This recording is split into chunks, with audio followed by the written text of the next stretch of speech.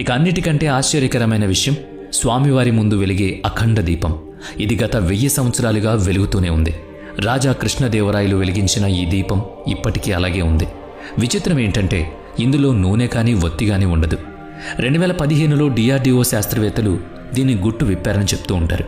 ఈ దీపంలో అమృతతుల్య అనే ప్రత్యేకమైన నూనెను వాడతారు. ఇది హిమాలయ మూలికలతో తయారవుతుంది. అలాగే దీని వత్తి దేవదారు చెట్టు బెరడుతో చేశారు. ఇది 1000 సంవత్సరాలు కాలినా పాడవదు, కేవలం రూపాంతరం చెందుతుంది. గర్భగుడిలోని వెంటిలేషన్ సిస్టమ్ ఎంత పర్ఫెక్ట్ అంటే గాలి ప్రవాహం వల్ల ఆ దీపం ఎప్పటికీ ఆరిపోదు. ఇది దేవుడి మాయ లేక మన పూర్వీకుల అడ్వాన్స్డ్ టెక్నాలజీయా? తిరుమల ఆలయానికి పాలు, పూలు, నెయ్యి ఇలా వాడే ప్రతి వస్తువు ఆలయానికి దగ్గరగా 23 కిలోమీటర్ల దూరంలో ఉన్న ఒక గ్రామం నుంచి వస్తుంది. కానీ విచిత్రం, ఈ రోజు వరకు ఆ గ్రామం పేరు ఎవరికీ తెలియదు. దాన్ని ఎవరూ కనిపెట్టలేకపోయారు. చాలామంది ఆ గ్రామాన్ని వెతకడానికి ప్రయత్నించారు.